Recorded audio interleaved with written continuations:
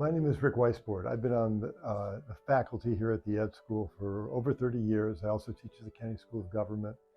I'm a psychologist, and I'm the faculty director of Making Caring Common, which is about raising kids who care about others, care about the common good, care about justice.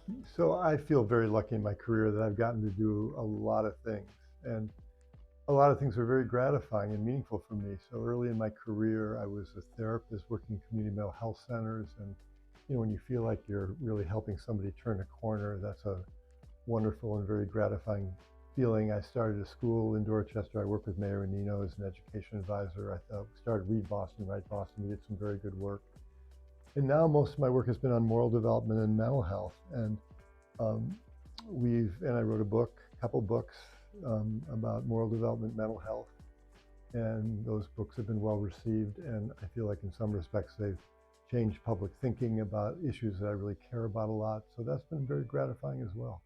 Just a couple of quick thoughts about purpose. I think sometimes people think that they should have a single purpose, like a calling or a mission, and if they burrow deeply enough in themselves, they'll find out what their purpose is. But only about 15%, this is Bill Damon, some research at Stanford, only about 15% of young people have that kind of single organizing purpose that powers their lives and focuses their lives. People can feel deficient because they don't have that sense of purpose.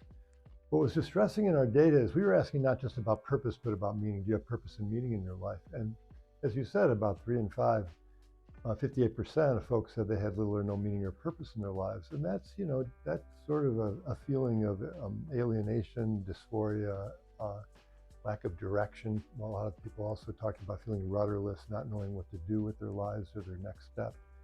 And it was concerning that rate was that high. We don't have longitudinal research. I don't know about 20 years, 30 years ago.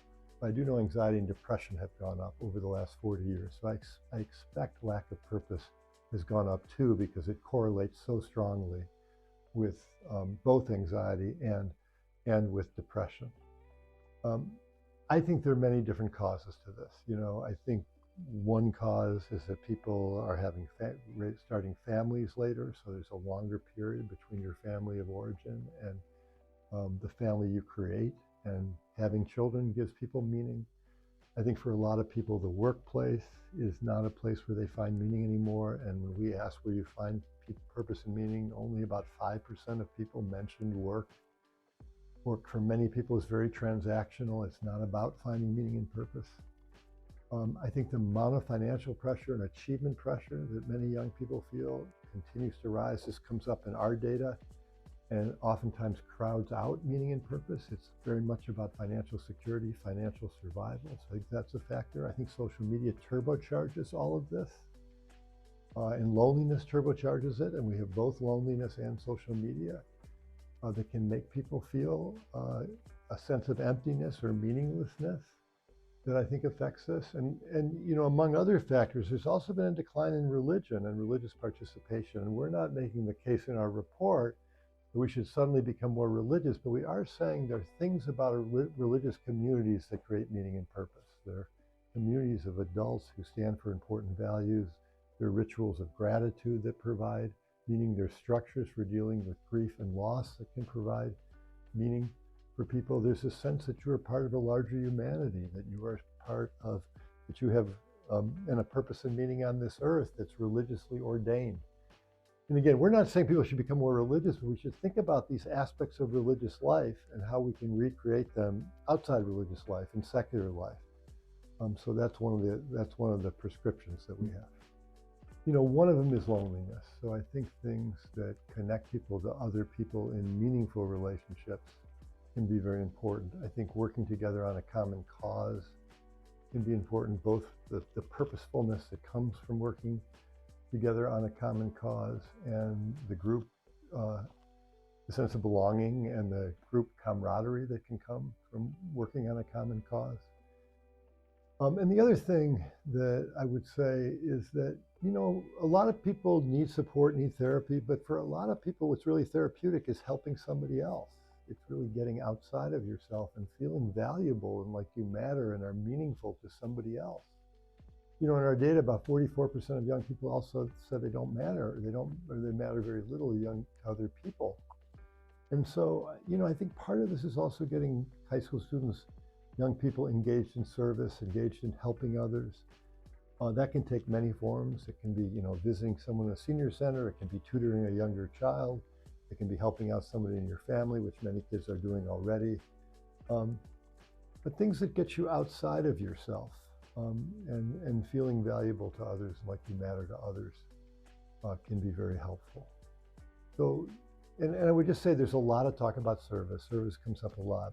And it really has to be thoughtful service and high quality service. This is something that I think, you look at service around the country, you look at what high schools are doing, some of it's pretty crappy service. And, if kids don't have choices about what they want to do, if it's not well structured, if they're not going to have impact, if they don't have time for reflection or supervision, it's much less likely that that service is going to be meaningful or purposeful for them. Well, one thing I would say about loneliness is that, people often associate loneliness with the elderly, with senior citizens, and there are high rates of loneliness among senior citizens, but there are much higher rates among young people, 18 to 25. I mean, significantly higher rates. So part of the loneliness challenge is figuring out what to do with particular populations of people. But there's a lot of things you can do at a community level to help connect people to each other. There's city planning, how you plan parks, whether you put outdoor tables or places in public spaces where people can congregate. When you're going to a community health center, whether a doctor or physician asks you whether you have friendships or not, and if you're lonely, and if you're not, connects you to groups either online or in person. Better in person, but sometimes online groups. And it's also just our looking out for each other, that if you're doing okay, try reaching out to somebody who may not be okay, who may be feeling lonely for some reason. But it can be many things. It can be joining a team, it can be joining a faith-based community, it can be joining a book club. But I think we have to be more proactive about connecting people to each other. Let me just say one other thing about loneliness, which is that lonely people tend to have self-defeating thoughts and behaviors. They tend to be more critical of themselves. They tend to be more critical of other people. These things that can cause them to withdraw and become more lonely. And so public education about some of these characteristics of loneliness is also important. We need to be talking to lonely people about these self-defeating behaviors, that if you're feeling like you're probably exaggerating the degree to which other people are critical of you, and there's a good chance you're too critical of other people, and you should be aware of that. And it can help diffuse those self-defeating behaviors. I love my work. I love my students. But what I really love is my family. I love my kids, my granddaughter, and I get such joy spending time with them. And I get to spend 6 weeks with them in Mexico City, so I'm very excited about that.